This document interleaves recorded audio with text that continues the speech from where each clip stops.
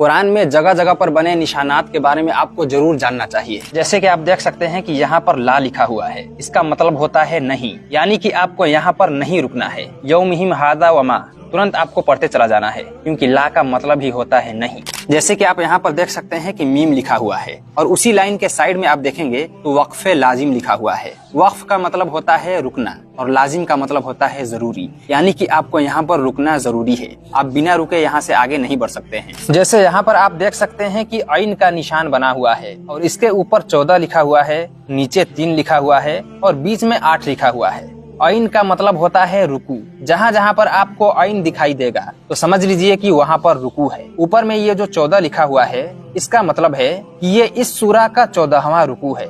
ये है सूरह तौबा।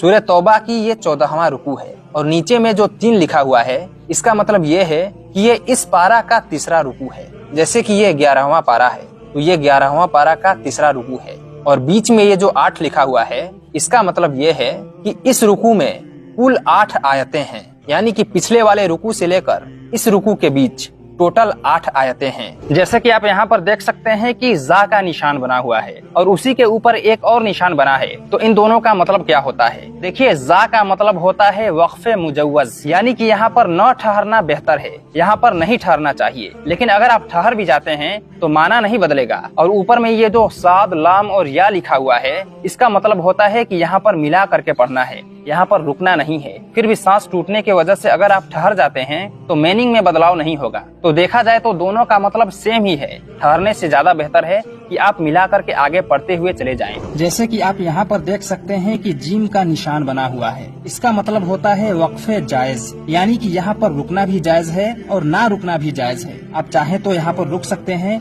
या नहीं भी रुक सकते हैं, लेकिन यहाँ पर रुकना ज्यादा बेहतर है। उसी के जस्ट नीचे आप देख सकते हैं कि यहाँ पर ता का निशान बना हुआ है, इसका मतलब होता है वक्फे मुतलक। यहाँ पर रुकना चाहिए, लेकिन यहाँ पर अभी बात पूरी नहीं हुई है। अल्लाह हमसे जो कहना चाहता है वो यहाँ पर पूरी नहीं हुई है, लेकिन यहाँ पर रुकना चाहिए। अगर आप यहाँ पर भी नहीं रुकते हैं तो आपको कोई गुनाह नहीं होगा, क्योंकि उसका मतलब चेंज नहीं होगा, लेकिन रुकना ज्यादा बेहतर है। इस वीडियो को और भी लोगों के पास जरूर शेयर कीजिएगा, ताकि आपके साथ साथ और भी लोगों को मालूम हो और मेरे साथ साथ आपको भी सवाब मिले। अगर कुरान का वीडियो आप शेयर नहीं करेंगे तो फिर क्या शेयर करेंगे?